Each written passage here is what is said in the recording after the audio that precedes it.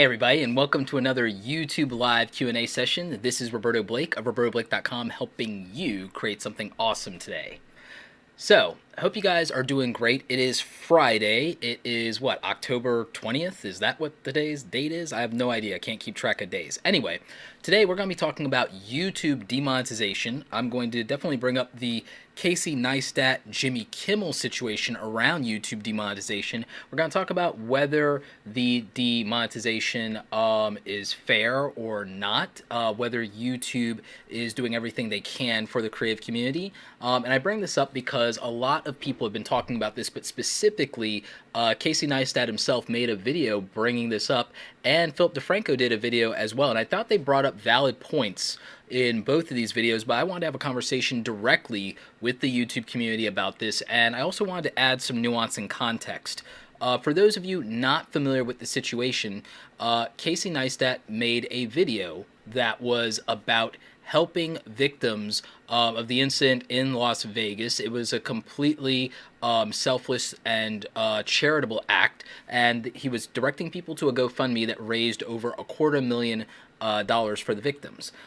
This was not a news post reporting on the incident itself, so it really shouldn't have been demonetized. And to be honest, it did have limited demonetization, as in not suitable for all advertisers. But on the other hand, YouTube did tweet out from its one of its official Twitter accounts saying that regardless of the reason, the policy is not to monetize videos around a tragedy. And this seems to have been a misstep by YouTube because apparently the late night show television host could get away with doing exactly the same thing and actually going into detail about the tragedy and could monetize. But YouTube confirmed that these bigger networks and television networks like the late night shows do have a direct advertising sales team behind them, which can get around some of the YouTube policies in terms of a loophole when it comes to the advertising, and not just limited to YouTube, but Google and other ad networks as well. I think it's important to understand that a lot of times these policy decisions are not just YouTube, but they're the company above that, which is Google, and their ad product existed before YouTube monetization was ever a thing. So I want us to kind of just put some of these things in the context. I'm going to actually let you see what some other creators had to say about that. First of all, let's real quickly go to a video where Casey Neistat talks briefly about what YouTube is doing and how they could actually be more supportive of their creators. And then we're going to go to their comments, you guys' comments anyway. So let me go ahead and pivot real quick. You guys are probably going to appreciate this. I have a little bit of a fancy setup. All right, so you guys should be seeing this now, and let's just play a little bit of Casey's video for you. Last week there was a gigantic controversy here on YouTube, a controversy that I found myself just accidentally at the very heart of.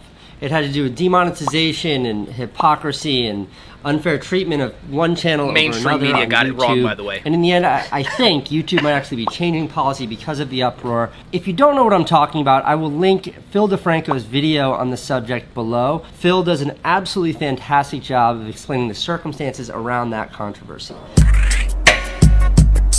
Controversies come and go. There's always going to be something people are upset about when you have I'm not going to play the whole video. I just want you guys to see a little bit of it. What caught me off guard was just how upset a huge swath of the YouTube community was at YouTube. And not just because of this controversy. This controversy just proved to be sort of a catalyst for a lot of the community to speak up about what upsets them about YouTube. So I want to pause here. I think that this is a very valid point. Creators make YouTube unique.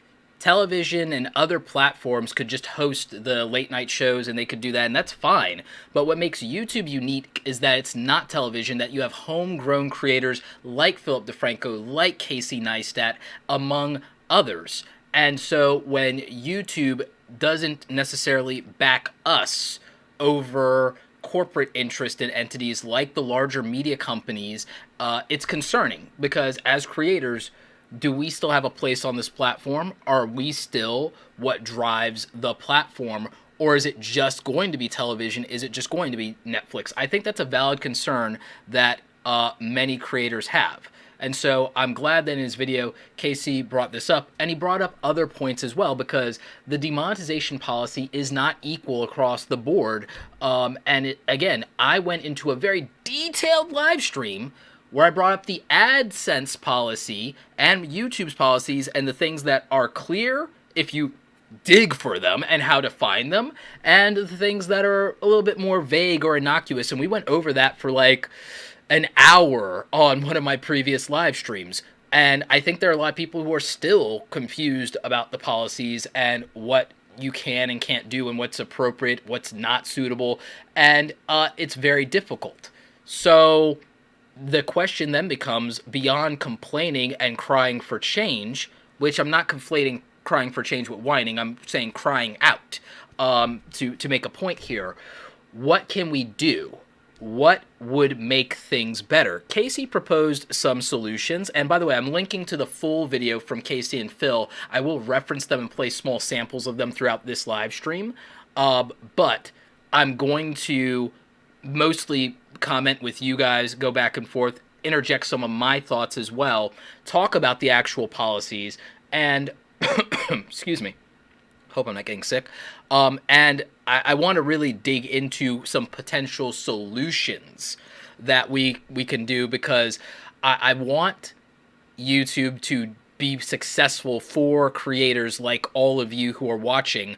Obviously, I have a stake in this as well. I don't rely on ad revenue the way that the majority of the YouTube community does for my income. It does help. I do make a substantial amount of money from YouTube ad revenue, but if it went away, I would just be less comfortable. I wouldn't be dead in the water. That's not true for the majority of creators, and I've tried to help with tips for monetizing outside of YouTube, but when you're just getting started, I know that's very hard. So again, we have to come up with solutions. I think the most important thing might be, how can we have a dialogue with YouTube so that we can voice our frustrations, because it only seems like YouTube sometimes responds and reacts to when larger creators do things. And, you know, I would like to help facilitate some kind of meaningful change or a way to where we get to dialogue, because smaller creators should have the opportunity to address the platform and decision makers regarding this platform that we all live on, because smaller creators are also viewers. And the trinity of YouTube is the creators, the advertisers, and the viewers, and then YouTube itself being at the center of that. So viewers who aspire to be creators are very important, and obviously creators are what differentiate YouTube and make them unique. So I think that beyond those of us who are creators need to diversify our incomes to not be dependent on the platform and to use it and leverage it as a media outlet, which is why I think it really is, as a publishing platform, so to speak. I think that's important, but I don't want to completely take YouTube off the hook here. And don't get me wrong, I've worked directly with YouTube. Some of you are familiar that me and YouTube are working on a masterclass series together, along with some of the other YouTube educators. And I've met the hardworking people at YouTube, and I've talked to them at length, and I do believe they care about creators. I overwhelmingly have had the experience of them caring about creators, large and small. As individual people working at YouTube, yeah, that's real. They do care about us. The decision makers at the top, I think a lot of times they think they're doing what's in our best interest, but that means they're doing it in a bubble without necessarily talking directly to us and listening to us. And I think that that is the bigger overall problem and issue here. And I think that that's what we need to address. So I want to hear some of you guys' thoughts. What do you guys believe? I want solutions from you, and then I'm going to get into my thoughts. This is a conversation. What do you guys believe YouTube could do better with regard to addressing the creator community and supporting the creator community? What do you think they could do better? And I want your thoughts, and I'm going to read some of them out here. Obviously, super chats get priority. So if you guys want to help, and again, whenever a YouTuber is doing a live stream, please try and do what you can. So if you guys want to throw $2 at super chat to just support the channel, I appreciate you guys, and obviously those will get priority, but I will read off some of your comments and your thoughts here on what we can do, what can YouTube do to improve and make things a little bit better, where can they be more transparent, how can they be more transparent, what else can they do? So I want to hear your thoughts on this. Jen Talks Forever says, obviously communication, they should let us know in detail when they are going to change the policies and ad rates. I don't believe ad rates have changed, and that's more dictated by the marketplace itself, Jen. I don't think most YouTube creators, even though I've explained this, maybe I need to do a dedicated 5 or 10 minute video to this. I don't think most YouTube creators understand the ad marketplace is an auction. The ad marketplace is an auction through the Google AdWords platform, and so YouTube and Google don't necessarily set the ad rates. They're competitively set by people bidding on words and phrases in AdWords. So I think that that's important to understand how that system works. Timothy Crosby said, I personally like Casey's idea to allow content creators to negotiate independent contracts with advertisers like the deals with Jimmy Kimmel had. So Timothy Crosby, that's a great point. I want to bring up the fact that technically YouTube creators can do that. Any YouTube creator with the budget to hire a direct sales team could do that. Most YouTube creators, however, do not have the deep pockets, do not have that money, do not have those kind of, what do I have in my pockets? I don't even know. Do I have, anything that I can, throw at don't have dollars to throw at a direct sales team to do those kind of direct ad deals. So, the theoretical is if they did, they'd be doing something other than YouTube if they had that kind of money for salaries and things of that nature. So you could negotiate independent contracts with advertisers, but you'd need an ad sales team. You need to know how media buying works. You'd have to be familiar with that system. And so, type in the live chat the number 3 if you know how to do any of that. If you actually know how to do that, type in the number 3. Because I worked in advertising, and even I'm not 100% that I could pull that off like that. It would still take months of figuring a lot of things out, hiring the right people, and I don't have that kind of budget for salaries. And I do okay. So I think is most YouTube creators, they could if they had the resources. So it's not a matter of YouTube not allowing for that. Contextually, you don't have the budget to hire people to do that, probably. So that's the issue with that. Jen Adventures TV says, I did a clean comedy sketch about demonetization, and it got demonetized, LOL. I wish YouTube would allow reviews for smaller videos. Do they not? Because that's something I'm trying to figure out. I've heard from some of my clients that varying different reports on what they allow in terms of submitting an appeal. Now, here's an interesting thing. I had a video that was demonetized recently, but it was remonetized within about an hour. And it wasn't demonetized right away. So that was really interesting. And I feel like the robot, the algorithms, they're learning, but the learning curve is slow. And both Philip Defranco and Casey Neistat have pointed that out. And I'm seeing everything from tech reviewers to beauty channels being hit. It's not just news channels anymore. It's not just channels that are more inflammatory. It's not the gun channels. It's not political commentary anymore. It's a little bit of everything. That's almost encouraging, though, because it does mean the machine learning is figuring out what is and isn't good. But in the meantime, creators are being penalized by that learning curve, and I don't like that. But I don't know what else from a technical programmatic standpoint we could do about that, or that YouTube could do about that. But let's go to Clover Tack. Clover Tack, thank you for the $10 super chat. Clover Tack says, I've had 7 videos in the past 2 weeks go yellow before publishing, then green in less than 24 hours with no review requested. Other videos waiting for reviews for weeks. Thoughts? I'm confused. Stay awesome. Yeah, Clover Tack, I am confused about that as well. Again, I put it down to the machine learning still being on training wheels, and I think that that's going to be an issue for at least a little bit while longer. But from my understanding of machine learning and artificial intelligence, within a few months here, it'll be up to speed in a very practical way. I've seen the machine learning get better at closed captioning, for example, although it's still not perfect or ideal.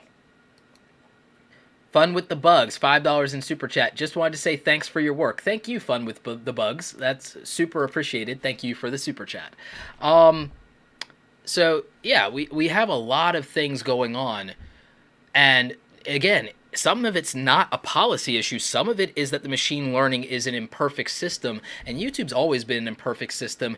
The unsub glitch and bug, I'm still figuring that out, but I think I've kind of figured it out, but it's still there. It's still real, and it's hurting accuracy in the reporting. I don't think you're losing as many subs as you guys might think, but the reporting accuracy of your growth is being affected. So, I mean, that's interesting.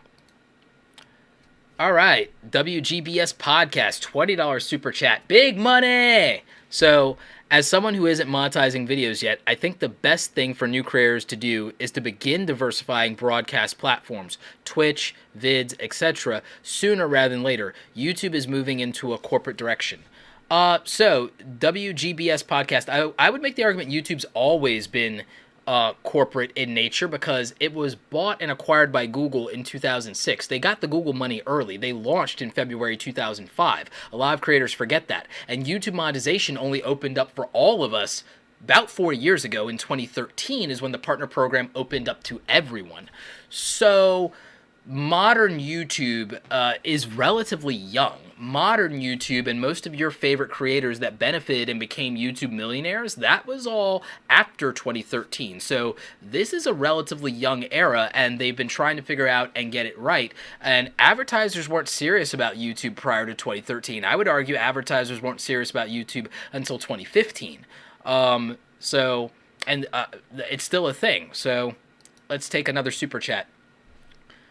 CloverTac, $5. Thank you, buddy. Do you think using demonetized is harmful to attraction of new creators, trying to get people to say ad restriction instead more accurate?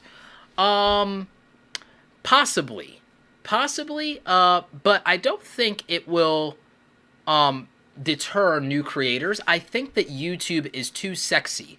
I think that the idea of being a YouTuber, I think too many people have grown up watching YouTubers. They grew up watching iJustine and Jenna Marbles and Lily Singh and Lindsey Sterling and Philip DeFranco and people of that nature. You literally have people like Jake Paul and Logan Paul and Liza Koshy and David Dobrik that grew up watching YouTube and then aspired to become YouTubers, and here they are. YouTube has been around since they were like very young adults or teenagers or preteens, and so I don't think that attracting new creators will be a problem for YouTube. I don't even think the demonetization issue will deter new creators. I think someone always wants to be the next big thing, and right now, most 10 to 16-year-olds, you ask them what they want to be, the answer is YouTuber.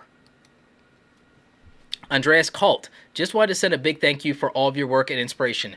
Thank you guys so much for all the super chats and for all the support. This video is in all likelihood, by the way, going to be demonetized because I have demonetization in caps 3 times in the title, and once I do tags, Casey Neistat will be in the description and in the tags and so on and so forth. I imagine that this video will be demonetized. I can almost guarantee that we'll have either no monetization or limited monetization. So you guys' super chats are really appreciated. If I've ever given you value in 2 ways, even $2 as a super chat is super helpful. So I really appreciate all you guys. And again, support any YouTuber when you see them doing a live stream. If you've got it, try to help them out because it does matter now more than ever. Flying with Justin Aldrich says, I'm brand new to YouTube as a creator. I'm so lost. It's not funny. I'm just here to try and learn anything from the pros. Well, I certainly appreciate that. And I get that YouTube right now might be a scary place for small and new creators.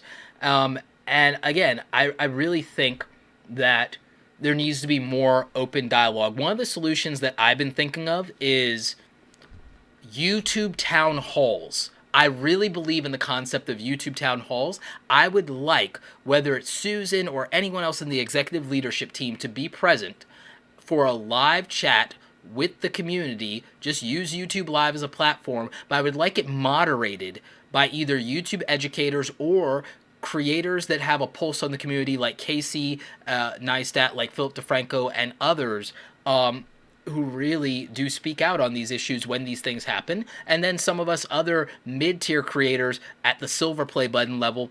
And I would love to also occasionally get smaller creators in there too, to be able to ask questions directly of the YouTube management team and the engineering team, and to let them understand. And so again, I think it's valuable to them to know how actual creators that aren't at the 10 million mark or 2 million mark feel and think when things happen on the platform. And I think having an open town hall for an hour or even a half hour once a month would be invaluable to YouTube. So it's something that I keep advocating for. If you guys want something like that to happen, maybe you tweet at Team YouTube, maybe you tweet at Susan, the CEO, and again, I'm trying not to butcher her last name. I'll learn how to pronounce it eventually. But like, maybe you guys like tweet at that and say that, you know, you want these things. You want a monthly town hall. Let's get the, in fact, can we get that hashtag going, guys? Can we get hashtag YouTube Town Hall going? And can we advocate for that? I think that's what I want to push going forward. I think that that's something that I really want, and I want them to pay attention to that. So if we can get that momentum going, please do that. Please support me in that effort. Front Page Tech, $10, one of my favorite tech YouTube channels. Thank you, John. So yeah, Front Page Tech, $10 in Super Chat. That's super appreciated. MindPro140 says, making it more accessible for all of us to talk to YouTube and get our opinion across, and it gets across. Well, yeah, that'd be interesting. Jen Talks Forever, really interesting conversation. Thanks for hosting, regardless of whether what status your video ends up with. Yeah, I'm pretty much sure that this video is going to be demonetized. Kev Hicks talks guys with girls. Did they get rid of not friendly for most advertisers? It seems like all or nothing now. It's either green or yellow for not friendly for most advertisers. So here's the interesting thing. I've talked with a few of my clients that have gotten the yellow, not suitable for all advertisers, and the thing is they've gotten some ad revenue on those videos still. So it isn't the same as being truly demonetized. So I would venture to say that it's not complete monetization. That has happened for some creators where it is equivalent to complete demonetization, but it's usually supposed to mean limited advertising. Phanomaly says, they aren't demonetizing on a personal level. It's a computer that is doing it, and they are still trying to teach the computer what is and what is not ad-friendly. I agree. I think that's why some of the beauty YouTubers got hit. I think that's why some of my friends who are tech YouTubers got hit. I think that's where I got hit. I mean, one of the Casey Neistat things got hit was he interviewed the president of Indonesia, and what I think happened why that video was demonetized, not just his one about Las Vegas, I think the president of Indonesia video was demonetized because it had the word president in it. And I think that a machine learning program took president, and then it took all these videos that were rightfully flagged that might have been about President Trump, that might have been really not advertiser friendly. And I think it conflated those two things and said, wait, if you're talking about the president, you're talking about President Donald Trump. And then I'm sure there's a lot of not safe for advertiser things that end up being related if it's a Donald Trump related thing. Just by the nature of some of his hot mic moments and some of his things. And again, this isn't an anti-Trump video, but like him or hate him, you can't argue that. You can make a very easy argument that President Trump is not often, advertiser friendly, and that's a reality. People commenting on him on the left and the right often get very emotional, very agitated, and end up using a lot of profanity or vulgar language or inflammatory rhetoric one way or the other, and that's not necessarily advertiser friendly either. So if you start to lump all of that together, anything that might be synonymous with or related to that could get you flagged at this point. Again, I probably will be demonetized just for the AI picking up the closed captioning on this and me using the words President Trump at this point. Not to mention, again, I'm saying YouTube demonetization, it'll probably just demonetize it. So again, I think that's how the robot thinks of these things, because again, it's a robot, not a human. It's figuring it out. Manny Ortiz. Manny, I was actually just watching some of your videos the other day. Appreciate you, buddy. I support the hustler. I'm a YouTuber as well. Yeah, you are, man, and you're crushing it. So I appreciate you, and I appreciate your content, buddy. WGBS podcast says, trying to have humans to review the process is too difficult. The amount of content uploaded would drown a human team. I agree. It's 400 hours of video per minute. That's intense. You really can't hire enough for that. You know. So that's a issue. Let's see. So I'm really interested in this idea of how do we get YouTube to be a little bit more transparent about how some of this stuff works in general, not just this demonetization issue, but like everything, because it wasn't until Philip Defranco and Casey Neistat spoke out that they revealed that the reason that the Jimmy Kimmel thing didn't get demonetized was specifically because his ad team can sell directly against that, and that they get a loophole on the policy, which that doesn't seem fair, but it does make sense because they have the money, and money is leverage. We know that's the real world. It may not feel fair, but I would argue that when you're talking about companies, when you're talking about money, fairness doesn't always fit the context of practicality in a business decision.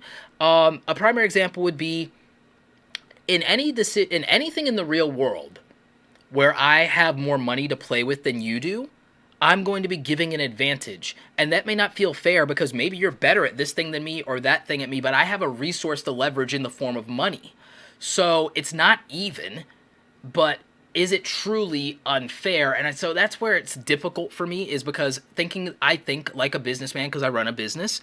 I've worked in advertising. I know that advertisers are not all evil scumbags. Some of them are. But it's hard on me because I feel for creators, I feel for advertisers, and I understand the business interest and logistics at a very practical level of all this. And so it's hard because it's not a situation where it's right to take sides.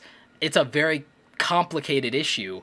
And so that's where I struggle with this, and that's why I turn to you guys to have a conversation, is because I don't think I even know entirely what the right thing is.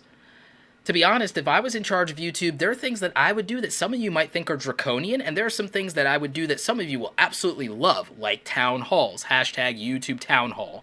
Like, I think that, I think that you guys would love that level of transparency. I think some of you would hate what I do because Leafy, Rice Gum, they're out of here. And that's just how I roll. Like, that's what Darth Roberto looks like.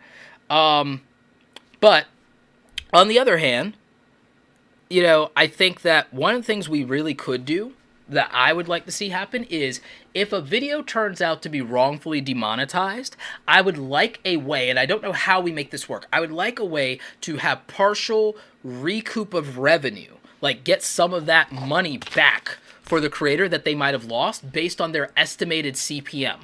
I think that at least even, hey, for whatever the amount of non-monetized or limited monetized views this accumulated before the appeal took place or before we made it green again, we'll give you like 60% of what your average estimated CPM was on the previous month, equivalent to those views. That way creators don't really lose as much money on these things that were wrongfully demonetized by the robots, by the algorithm trying to figure it out. That's what I think would be a great solution. I don't know how practical it is to implement something like that, though, and I don't know if they can. And again, that's the best compromise I think I can make. And in most cases, to be honest, that would cost YouTube very little money, and it's an incentive to get the machine learning fine-tuned as much as possible. When there is a dollar penalty, someone figures things out. So that's what I would like to see happen. I don't know that we will see something like that happen. Mike Polas, thank you for the $2 super chat. No question, just some coffee cash. Appreciate you, buddy. I'm heading to Starbucks. And guys, we will be ending the live stream at about roughly 5:30 p.m. Eastern Standard Time, because I'm going to be going on to a Facebook Live interview with Kathy Klote's guest at 6 p.m. Eastern Standard Time. So we're going to keep this live stream short for me. And also because we want to start closed captioning these with you guys' help from the super chats, we're going to try to keep these to an hour and not longer than 90 minutes going forward. The service that I use for closed captioning has struggled with videos that I do that are over a certain length. So we're going to try and make that work because we want to make this as accessible and as friendly for people as possible in terms of closed captioning. Mute Profit Band says, I understand about Jimmy Kimmel avoiding the tragedy policy, but what about the Young Turks? They're running ads on their coverage of Las Vegas as well. So, Mute Profit Band, this is something that I always have to bring up with political commentators. The Young Turks is a multi-channel network, and they have a direct advertising sales team too. I don't think you knew that. Anyone comment if you did know that about the Young Turks. The Young Turks as a news organization they're not just a news organization, they're actually a media company because they own some non-political properties. Most of you don't know that the TYT network, which also runs the political show The Young Turks, and several other political channels, owns about 35 properties on YouTube. They own 35 properties on YouTube. So they are not only a multi-channel network, they are an actual media company, and they employ about, last count I had, 160 employees. They use enterprise level software for their live streaming, like stuff you and I can't afford.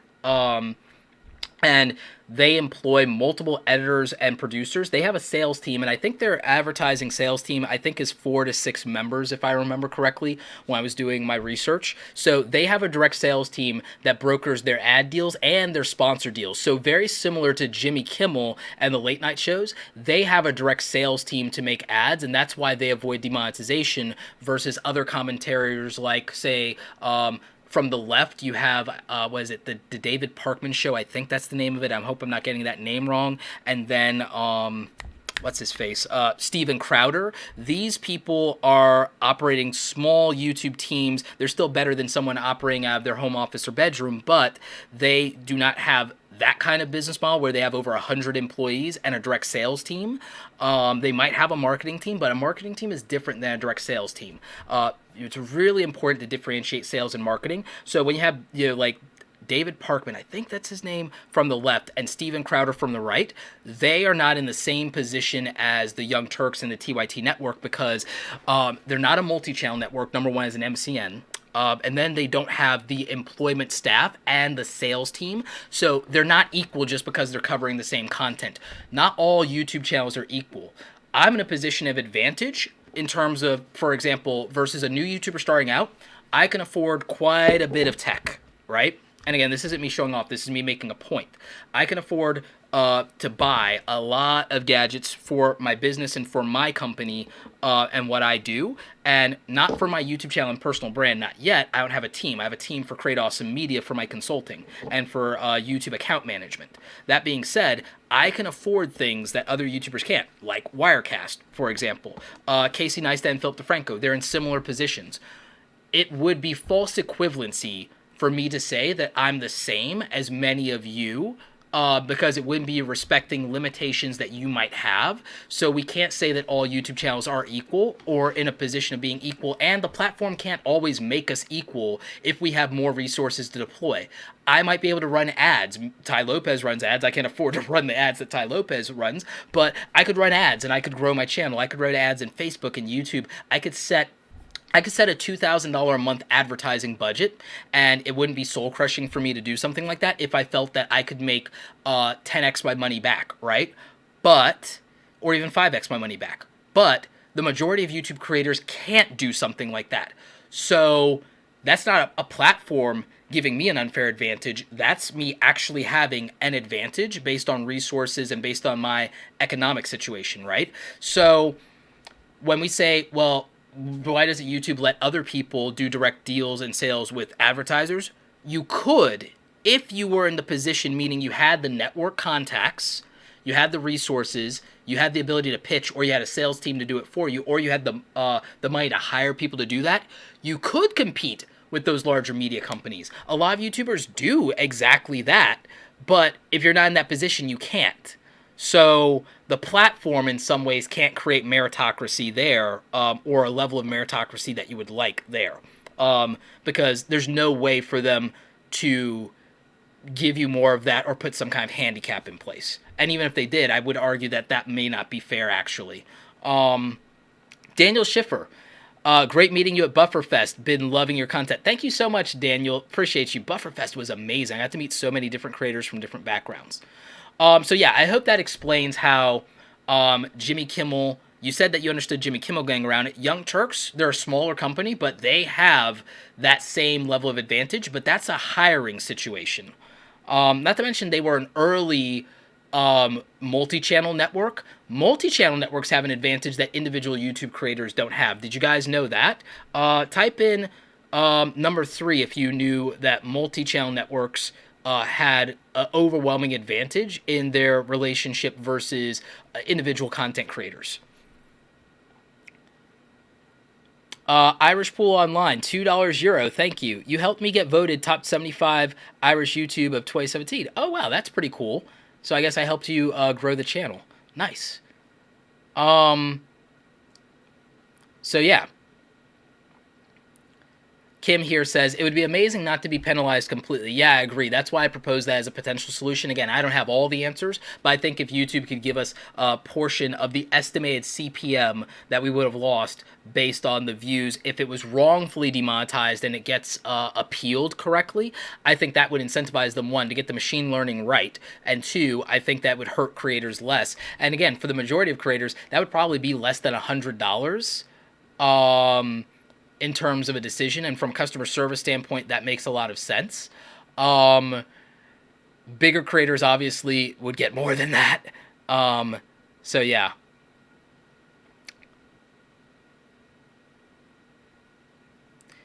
Cameron Alvaro says, I see YouTube splitting off into separate sites for different kinds of content. YouTube will become its own major network and will no longer be a place for beginners to start out. My prediction. Cameron Alvarado, I completely disagree with that, because user-generated content is the most practical and lucrative thing that any platform can have. That's why Instagram, Snapchat, Facebook, LinkedIn, Twitter all leverage user-generated content. So I disagree with your prediction, my friend. I 110% disagree. That theory doesn't seem practical. Not to mention, again, we're the unique selling point for advertising dollars. So again, I appreciate you having a theory, though. Also, I'm going to run a little experiment here. I'm going to try playing an ad in this live stream and see what happens. And while that ad is playing for some of you, that means that I can queue up a little bit more of Casey's video, and you guys can, see what he has to say. So, because again, I think it's important, and I'm going to cut to what I think might be an interesting point in the video. So let's go ahead and go to that footage. Just a thought. Here's a small one, your trending page. Wait, let's go back, because I think that gets good. Come on, YouTube. And maybe suggest advertisers or demographics that we feel might dovetail the best with the content that we're putting out there, and because of that, raise our premiums or something like that. Why not give us greater agency over how our content is monetized? That way, when there is a situation like an adpocalypse, we are not collectively punished along with the people who caused the controversy in the first place. Just a thought. Here's a small one, your trending page. I love your trending page because I'm on your trending page every single week. He really is. I don't know why. I appreciate it, but every time I'm on the trending page, I'm psyched 'cause it means more views. But I go to Twitter, and a lot of the community is gently angry at me because it seems unfair that I'm always there. So let me explain how the YouTube trending page works, because it's not what people think that it is, and I'm going to call out specifically, and again, I actually sometimes enjoy their content, but there are 2 YouTube commentators that I have to call out for spreading a lot of misinformation about trending. Keemstar and Scarce. I don't have anything against either of them personally, and like I said, I do watch their content because I like to have an understanding of what they see going on in the community, but they get the trending page wrong. as somebody who has a background in web development, as someone who was a Flash developer in the early days when YouTube was still on Flash as a platform, as someone who understands the programmatic side of the algorithm and machine learning, here's what I can tell you about the YouTube trending page. And you know what? Don't just take my word for it. I'll actually open up a new tab and I will show you some proof of this. So let's go to the trending page. What I can tell you empirically about the trending page and why this hours ago number matters is none of this is arbitrary, right? And so I'm going to tell you how some of this works so that you have a little bit of a better understanding. I'm going to pick out videos that prove this point, and I know I'm going to be able to find them. Because there are channels here that you've never heard of, but it makes absolute sense that they're here on trending. I've never heard of this channel before, and it's around the Detroit Pistons. But look at this. It got almost 500,000 views in a single day, okay? This is on the trending page. This got 100,000 views in the last 22 hours. So you know what this is starting to indicate? If in a less than a 24-hour period, you can accumulate 100,000, because look at here. Bon appetit. I'm not even familiar with this channel. No idea, but I think it's about food, being that that's the French word for, I think, have a good meal.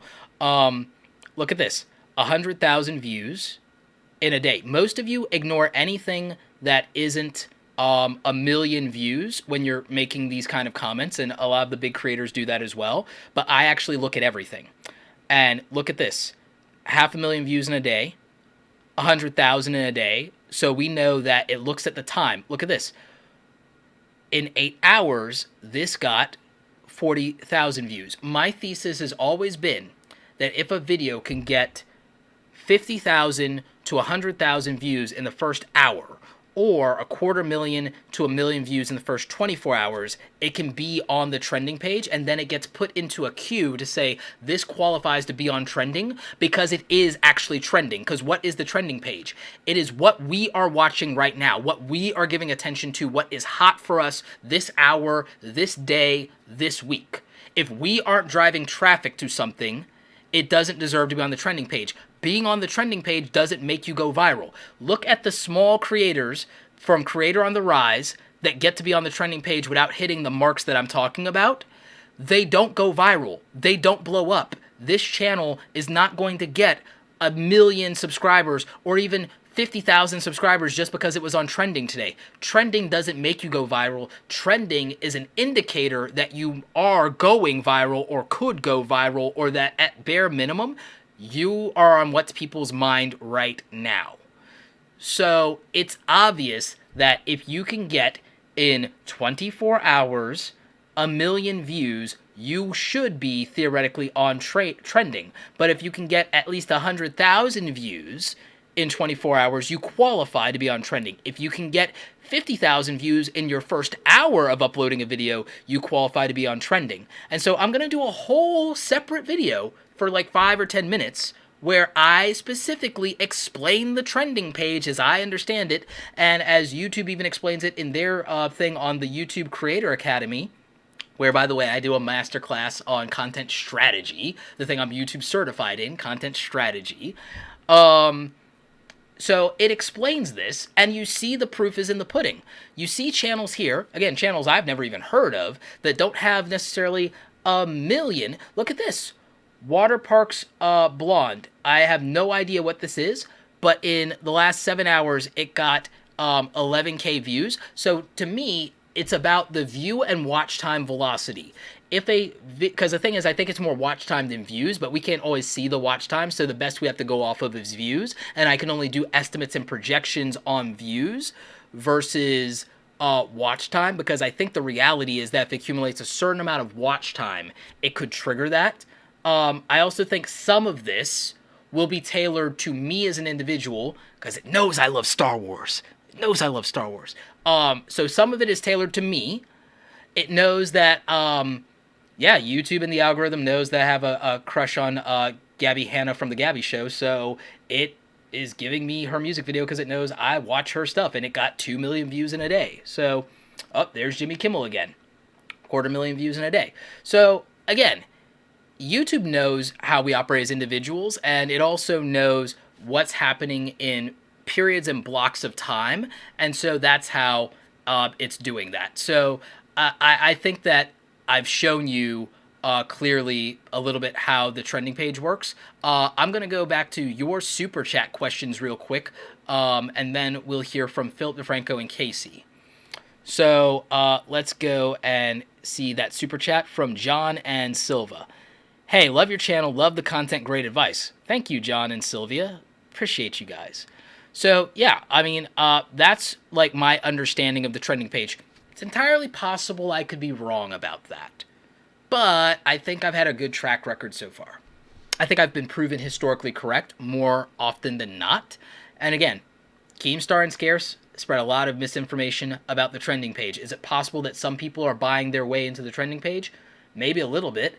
But everything else that I saw there is indicative of the fact that it seems more likely. The more likely answer is Occam's razor. The most likely answer is probably the correct one. And it seems that if something gets a lot of views in a short period of time, it qualifies for trending. Now, does YouTube curate and pick and choose out of what qualifies to go on trending what makes it there?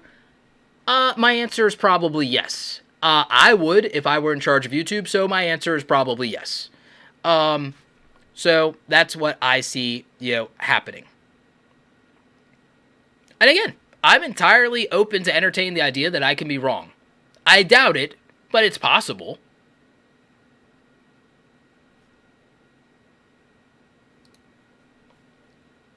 Bossman Productions, thank you for the €2. Why YouTube penalize small creators who have under 1,000 views on our videos in less than a week?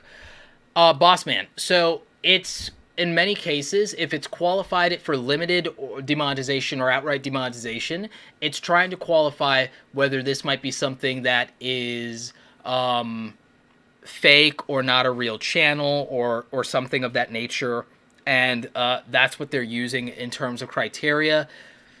I think it might be a little harsh for small creators starting out, but here's also the reality. If you have less than 1,000 views on a video, it demonetizing didn't hurt you. You lost 50 cents to $2 at the most. At the most, on average.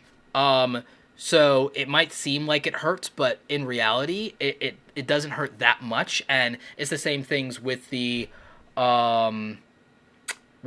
first 10,000 subscribers before you can monetize.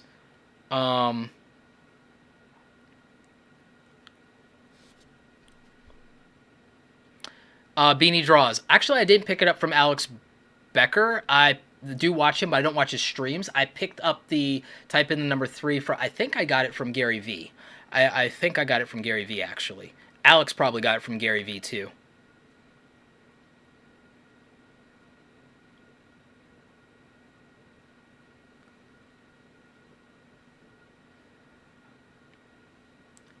Roberto, not sure how to spell his name, but Kalik Kanye advertises on the majority of your videos, almost every one. Cool, I'll keep taking his money, along with Ty Lopez's money. And, yeah, we'll keep doing that.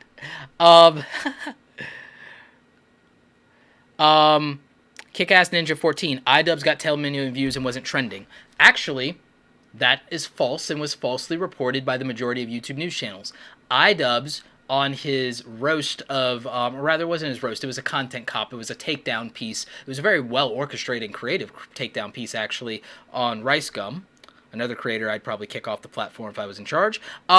His takedown video on Rice Gum, it wasn't trending in the US, but I got confirmation in the comment section of that video and from doing a VPN and going through the other stuff and pretending that my laptop was in Canada and in the UK and so on and so forth. It was on the trending page for YouTube in Germany. It was in the trending page for YouTube in France. It was in the trending page of YouTube for different places in the UK and I believe in Canada.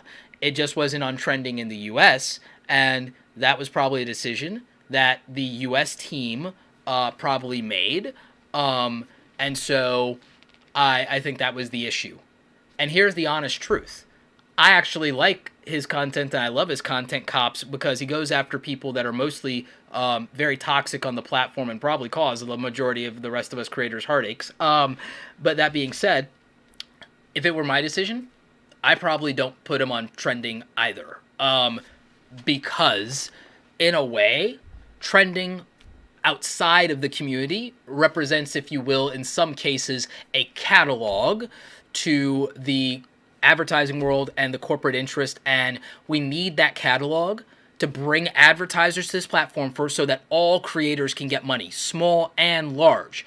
If we let, all right, YouTube Rewind and the controversy there, where like a lot of content creators didn't, and some of them, again, I disagree with. I think that H3H3 and Philip Defranco should have been in YouTube Rewind. I disagree on that. I think they should have been in YouTube Rewind. Do I think Leafy and Rice Gum should have been in YouTube Rewind? No, I don't think they represent the platform well. There are plenty of millions of people who enjoy their content. That's fine if the edgelords and the twitchy tweens and so on and so forth and the dark meme people like them and everything like that. But here's the thing. Here's corporate Roberto for you. Corporate Roberto's like, do you guys want your ad money compromised as content creators by me making them the face of the platform?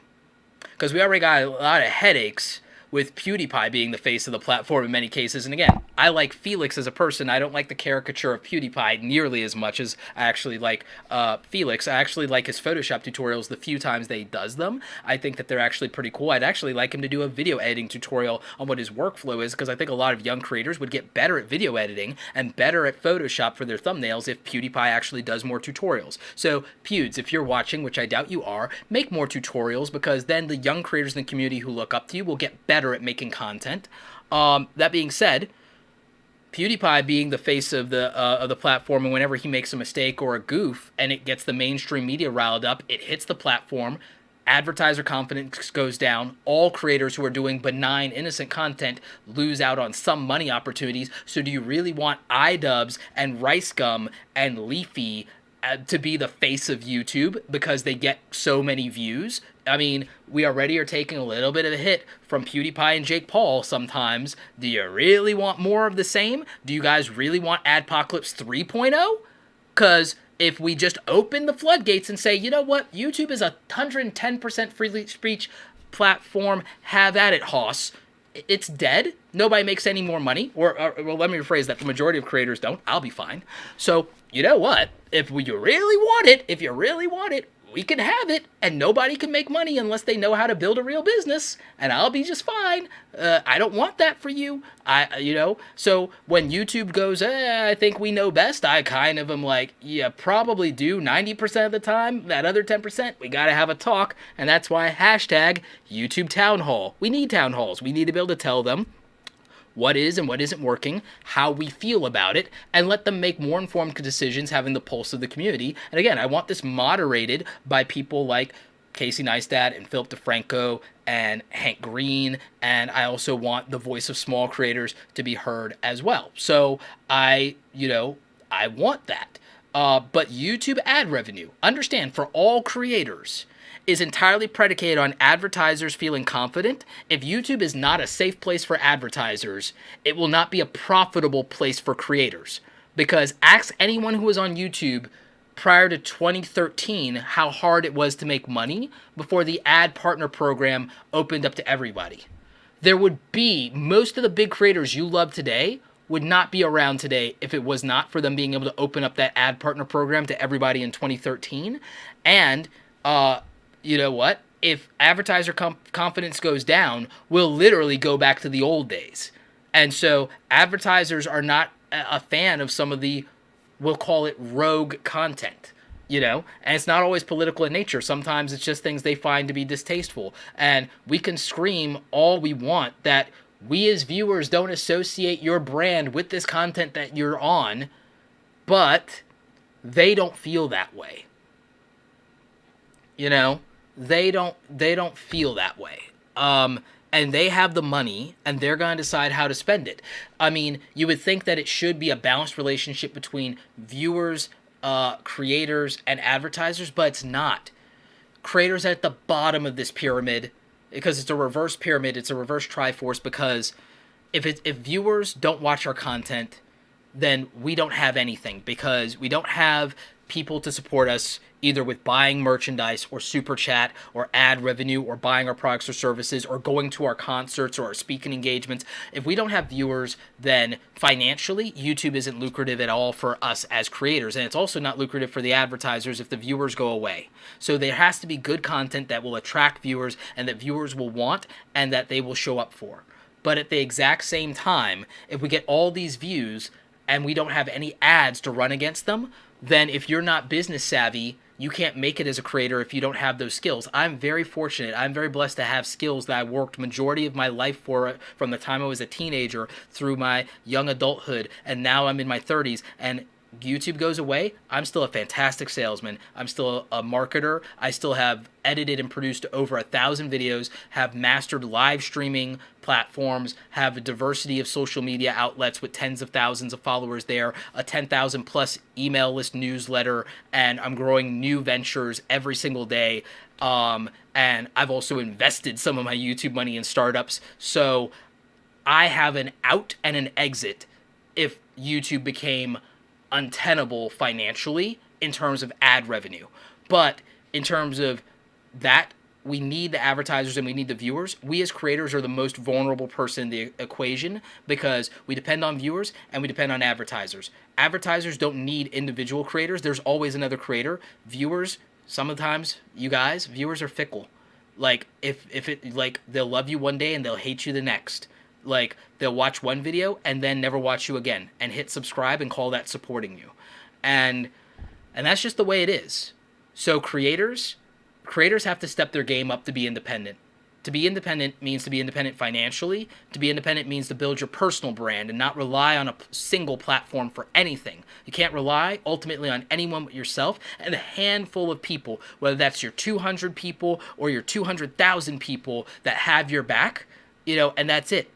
And again, you can rely on them up to a point. You might be able to rely on them to support you by watching your content. You might be able to rely on a few dozen great people like Mary Daniels for Super Chat for $5 every now and again.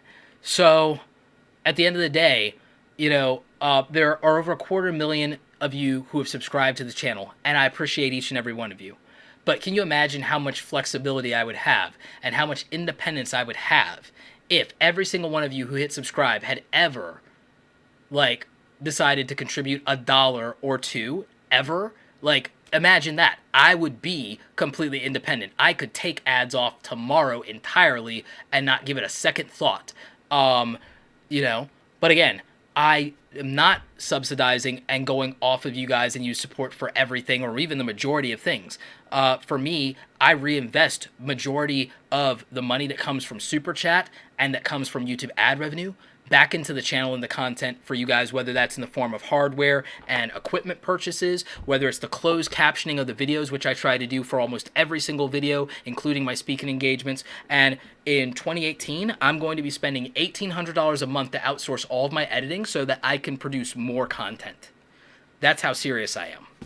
Not everyone has that fortunate situation, that luxury. Not everyone has a business model that's independent of YouTube. But I want to continue to educate and motivate more content creators to go that route and to build something outside of YouTube that can help sustain them so they have more independence, more freedom, and they can give you the content that you come here for. And not rely as much on advertisers because we need that leverage. But we also need YouTube to give us more ways and more opportunities and more flexibility on certain things. And I also see that there is an important discussion that needs to be had about transparency and how all this works, because YouTube is trying to be transparent. I'm not just giving them the benefit of the doubt. They're trying. I would make an argument that maybe they're just not great at it. There are a lot of things I'm not good at. Just ask any of my dates. There are a lot of things that people aren't good at, that businesses aren't good at, that they fumble, and YouTube isn't perfect. YouTube's never been perfect. If you've been on this platform as a viewer or creator long enough, you know that. So, I think that if you really want to see change in YouTube, we have to ask for more dialogue and more direct communication with them. And so, guys, I want you to make in trending, in Twitter, in Instagram, wherever you can, YouTube Town Hall. Tell them that we want an open dialogue directly with YouTube and decision makers in YouTube. Tell them that we want a live stream Q&A moderated by creators that we trust, whether they're people like Philip DeFranco and Casey Neistat, or they're YouTube educators like Daryl Eves or Tim Schmoyer or myself. Tell them that we want YouTube town halls, we want a face-to-face with the community, and we want it moderated by people that will ask them the right questions without holding back, and that we want that level of transparency, and we want access. Like, make YouTube know that that's something that we want. Because, again, they are working hard. The individual employees at YouTube are hardworking, but they are still subordinate to their leadership. So we don't go after YouTube as a platform. We don't go after anybody. We speak up for the fact that we want to be able to bring to the leadership's attention how we feel about changes and things that are going on in the platform and what we feel could improve the experience for everybody. But again, we have to give practical solutions that don't hurt the corporate interest of YouTube, because it's still a company and it's still, the platform isn't a right that we have, it is a gift. And so I think that, that they have to be a little bit more open with us.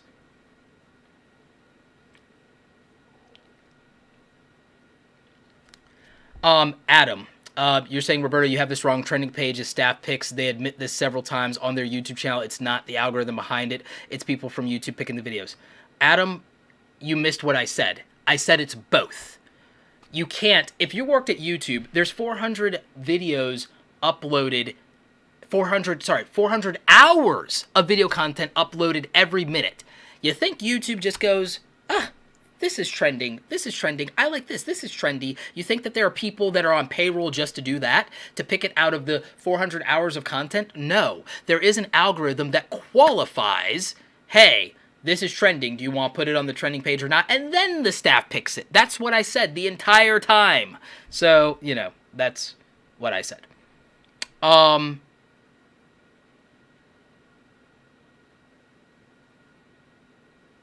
So there's that aspect of it. Beanie Draw says, you can ask all you want, but how likely are they to listen if they haven't listened to all the criticism on each upload they make on social media? Beanie Draws, I've worked in corporate America. The majority of people probably in this live stream, type in the number 4 if you've worked in corporate America and you understand how slow decisions get made even when they know there's a problem. Type in the number 4 if you've experienced that in the working world. So type in the number 4 if you've worked in corporate America, and even when they know something's wrong and they need to fix it, it takes forever. You experienced that? So this whole thing has been a very short-lived controversy. I'm giving them the benefit of the doubt. It's like, we hear you. We're in the middle of 20 other things that we considered to be a priority, 40 other things that we kind of were interested in doing. This is on our radar now. We've got other things, and so on and so on. Like, a pivot like that, it's not easy, and you can't expect them to do something about it overnight, So I just really don't think that they're not listening. I can almost guarantee you that they're listening. I think that when Casey Neistat and Philip DeFranco specifically call them out, that they're listening. So, again, if you've been in corporate America, I think you have to give YouTube a little bit of the benefit of the doubt and a grain of salt, because, again, the leadership hears it. It depends on whether they're going to do anything, sure. But even if the leadership wants to do something, they then have to wrangle how many employees, pull how many people off of what they're already doing, and then implement something, test. I mean, do you realize how difficult this is? I just think that it's harder than people anticipate. Beandron says, the business I worked for were strict on a policy of not acknowledging complaints because it made their brand look bad. They were too stupid that it hurt their brand even more. Yeah, I've worked for companies like that too. Those companies usually are small businesses with less than 200 employees. YouTube is a multinational global corporation, part of Google, even bigger corporation. It's like, I'm telling you, It's not that easy. Anyone who thinks they can fix YouTube overnight, look, even if I were Emperor Roberto and you made me president of YouTube tomorrow, I'm not delusional enough to think that I can fix YouTube just like that. I do believe that I could make YouTube great again, but I don't think it would be an overnight thing. And I think, again, a lot of my policies would be draconian in nature that you wouldn't like, but you'd love the other things I do. For example, I'd buy SoundCloud, attach that to the YouTube Music service and that brand. You'd have audio only options in YouTube. You'd have podcast. Google would get podcast and audio search from that. We'd have rev sharing between music creators and YouTube creators so that you could make deals with SoundCloud artists and everything like that. We'd change the music industry. That's the decision that I would make immediately in YouTube. The other thing is I would get a little bit more heavy-handed about enforcing the community guidelines, which means Ricegum's gone, Leafy's gone, who else is gone? So people like that, a lot of them would be gone. And again, a lot of you would hate me for that because of free speech. But me, no, I would make it my agenda if I were president of YouTube. I guarantee you that my agenda, I don't know that would work. My agenda would be this. My agenda would be to double everyone's ad revenue by doubling the amount of advertising and the amount of advertisers on this platform. I would literally try to double everybody's money by making YouTube ad confidence higher than it's ever been. I would work with creators to do that personally. I would do that, but there would be sacrifices, and there's maybe 2% of creators that are out of the top tier creators that would probably be sacrificed on the altar for doubling your money. And again, corporate Roberto is okay with that, but that's how I would do it. Again, it would probably take 2 years, 3 years to get that rolling, but I would do everything in my power to double advertising revenue on YouTube by increasing advertiser confidence and getting even more advertiser spend on this platform. And I would have a very guerrilla marketing campaign approach to that. I would be having a lot of high-level content creators calling out what's going on with digital ad spend and the dollars wasted on other media platforms and so on and so forth. I would be trotting out the brand-safe creators to the advertisers a lot more to get them on board with this. So there's a lot that I would be doing there. The problem is not everyone will love it because it will hurt some people, but the far majority of people, the 95, 98%, will make more money, and I would live with that. And I would have so many YouTubers calling me out. I would have so many news channels, political channels, both on the left and the right. Oh, they'd hate me. The left and the right would unite in their hatred for me in that case. Like, they really would, right? But you got a cooking channel, you're making double the money. You got a yoga channel, you're making double the money. If you're a family-friendly gaming channel, you're a Minecraft channel, you're making double the money. That's the route that I would be going. And again, it wouldn't be fair, but it would be amazing for people who are on the right side of it. But I know that would also cause other problems. So again, but that's just me. That is just me. And again, I don't think YouTube's not trying to make more money for creators. I think they're trying to stop the bleeding right now. I think that's the biggest problem, right? I think the problem is that they want to stop the bleeding. They're trying to stop the Adpocalypse 2.0 situation from escalating and ramping up full blown, because right now it's a slow burn. Right now, some of you are experiencing demonetization and the aggressive nature of the algorithm. It's a slow burn. So it's really Adpocalypse 2.0. It's a real thing, right? But it's not as bad as it was. Would you say double the ad revenue or just a larger percentage share for publishers? So the way that the ad revenue situation, again, from my point of view, the way it would work is I would be more aggressive, meaning that one of the first things I would do is I would be hiring, I would double the staff that makes the media buy deals. At that level, I would empower the multi-channel networks to do bigger deals as well, and I would make it more accessible to become a multi-channel network so that more creators can make content hubs and media companies and cabals. Essentially, any creator that, like, I would allow creators that have 100,000 subscribers or more to launch either an MCN or broker deals to become a sub NCM network so that they could actually ramp up ad deals by leveraging a form of collective bargaining, so to speak. So that's one of the things I would do. That's one of my actual practical initiatives for something like that. Again, I can't get into the weeds in it because this will become a business lecture real quick and it'll bore the rest of you to tears. But, like, there are things that I would do that I think would make the platform more profitable. And there are other ways of monetization that I would incorporate into the platform directly. And again, the SoundCloud acquisition would be huge. That's another thing that I would definitely want to do. And there's also some tools that I would be making to make it easier for creators to do certain things, including I would give you guys a full-blown free editor that is almost like Adobe Premiere Elements level, but in a browser. A full, real, true browser-based editor for YouTube, and a mobile video editing app that is a full-blown video editing app. Those are things that I would do. But again, that's the way that I would go. And again, I would hire more people just to do the sales. Corporations always hire more people to do sales. More sales people, less engineers for this particular instance, for at least a period of time. So, that's it. Canadian Prepper says, I think you make too many apologies for YouTube. YouTube is just is not just a gift to creators. Creators are a gift to YouTube. Your disposition to always make excuses for them is optimistic. Canadian Prepper, by nature, I am an optimist. It's what saved me from depression, anxiety, and suicide. I am an optimist. I give people the benefit of the doubt until I have an overwhelming, disproportionate reason not to. I just asked my ex-girlfriends. That being said, I don't think that that's wrong in nature, and if it is, I don't want to be right. And the other part of it is, it's not that I'm apologizing for them. I'm giving them like more than enough crap on things that I feel they get wrong, just like I do with Apple, even though I still buy their stuff. You really want to hear me go off? Let me talk about Apple, right? But I still buy their stuff, right?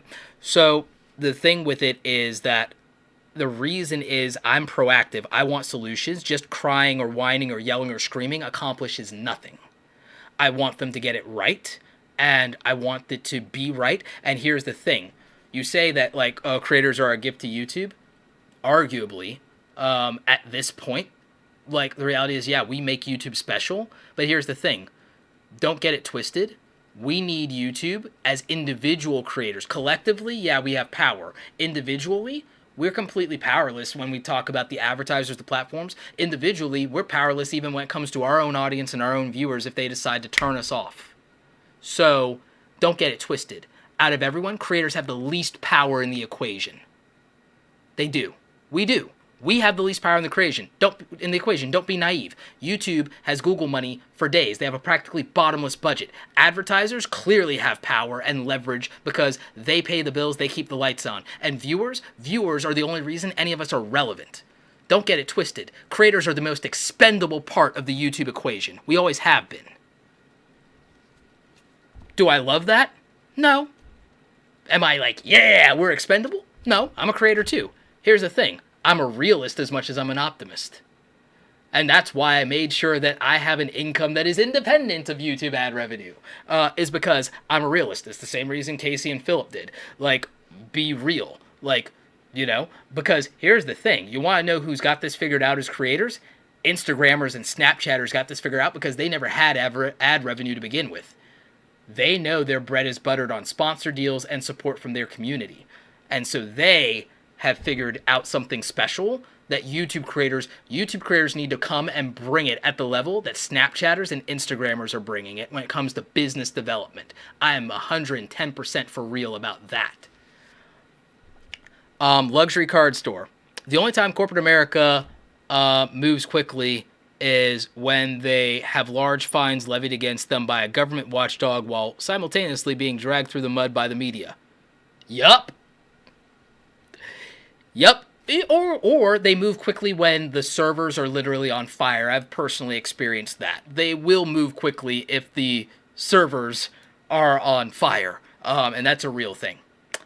And with YouTube, that could be an actual issue sometimes. Like, I don't know. But yeah, Canadian Prepper, I definitely appreciate you, dude. And we've talked before. I actually still need to have my assistant follow up with you because I know you reached out about consulting, and I do want to do that because I actually dig the kind of thing you do. I was in the Scouts, so I like survivalist stuff and Doomsday Prepper stuff a little bit, so we'll figure it out. So I'll reach out through my assistant.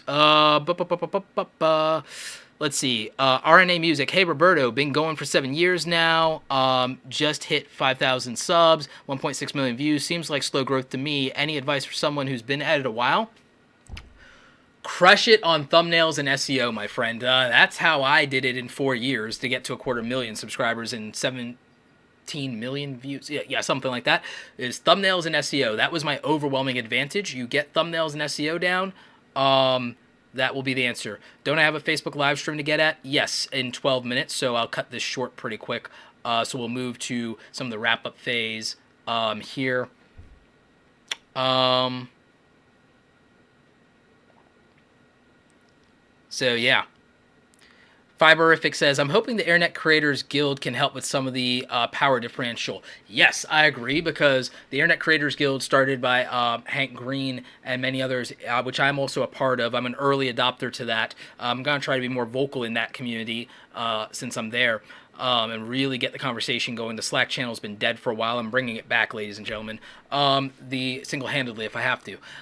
The Internet Creators Guild is the closest thing that we have to the beginning of a creators union, but it's not limited to YouTube. That's why they branded themselves the Internet Creators Guild. So I definitely appreciate the work they're doing. And I think that that is something that might help in the future. I just don't think it has enough momentum yet. But guys, I appreciate all of you tuning in to the live stream, and I appreciate you guys with the questions and the comments. I appreciate the conversation that we have, and I definitely appreciate the super chats. Let's do a last round of that before I go. I'm going to leave here in the next 5 minutes to go to my other live stream. But guys, again, I appreciate you. YouTube creators, we depend on the support of our viewers. Large and small, and to stay independent, to not be leveraged by the corporate interest, to not be beholden to advertisers or the platform. We need your support. So we need you guys to speak up and to tell YouTube what you want. We also need your support through things like Super Chat. If I've ever helped you once and you feel like you want to acknowledge that in any way, feel free to donate $2 in Super Chat. I'd super appreciate it, and it is going to help with things like closed captioning these videos and other initiatives that I'm doing to try to bring more content to you guys. So I really appreciate the help. And again, anytime you see a creator that you enjoy and you want to keep their content independent, especially when they know that a video like this is going to be demonetized because it's talking about YouTube demonetization or something else of that nature, then try to help them out with Super Chat. It really does help, and just do that whenever you can. I know that I always appreciate it.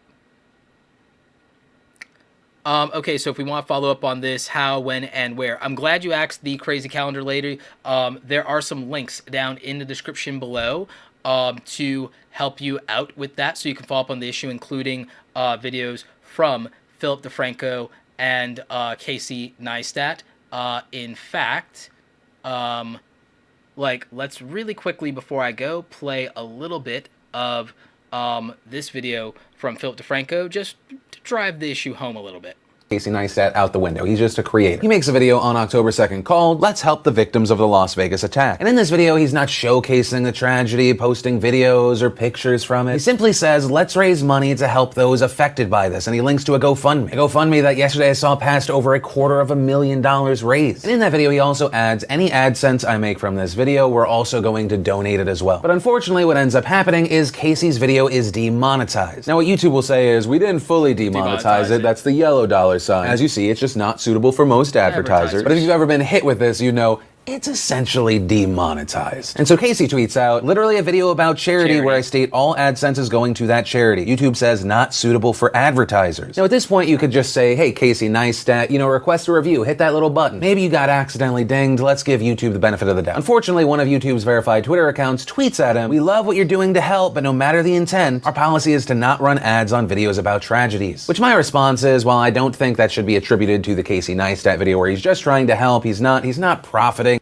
Which I 110% agree with. It should not be attributed to this particular video, even if that is a policy you want to have. Whereas I would kind of like, I don't know if I would enforce that policy or not if I'm in charge of YouTube, but, to each their own. But I agree with Phil on this. That doesn't apply to this video in my case. Of a tragedy. Their policy is their policy, but unfortunately, all it takes is like 25 seconds of research and you see it's not being implemented equally. YouTube writes, we love what you're doing to help, but no matter the intent, our policy is to not run ads on videos about tragedies. Then what the fuck is this? Jimmy Kimmel on mass shooting. Yep, I'm demonetized. In Las Vegas, brought to you by Thanks, GMC. Phil. That sure as hell looks like an ad on a video about a tragedy. It even says that it's an ad on a video about a tragedy. There is no doubt that this video should have been dinged or reviewed at some point since it says mass shooting in Las Vegas. But for some reason, Jimmy Kimmel is exempt. And you can't even say that no one saw that this video was on the internet. It was literally the #1 trending video on YouTube. So why is Kimmel exempt, but apparently your organic solo creators not? I mean, the fact that they even smacked down Casey Neistat, no offense to you, Casey, you're essentially the golden boy of YouTube. The fact that they also hit him is incredibly telling. Now, whenever I come across a situation like this where I'm incredibly aggravated, I try and come up with a way that the person I'm angry at, the company in this case that I'm angry at, they're not evil or bad for doing it, right? And the closest I can get to on that situation is maybe Jimmy Kimmel Live. They're a big TV show, they're on a network. This is where he makes the point that you really need to pay attention to, which later was confirmed to be accurate. Maybe they have a direct ad sales team and they can force through advertisements on YouTube. And to that, I post about this on Twitter, it blew up. Yep, and that is the reality is, yes, they do have a direct advertising sales team that can, in fact, go through that and beat the policy. So, yep, that's the thing. So that's why we know that it's not even across the board. And, I would like to see policy be implemented more even-handedly in the future. But I also know that if YouTube even held to its community guidelines, a lot of channels we enjoy would go away. So, that's, that's a thing. So Fiberific, thank you so much for the $2 in Super Chat. You have been helping me for years. Thank you. Thank you. Iria Chema, thank you so much. I hope I'm pronouncing that right. Raina Mo's DIY in It Designs. Thank you for the $2 Super Chat. Really appreciate you. How do you please everyone? I think that's the short answer is we can't please everyone.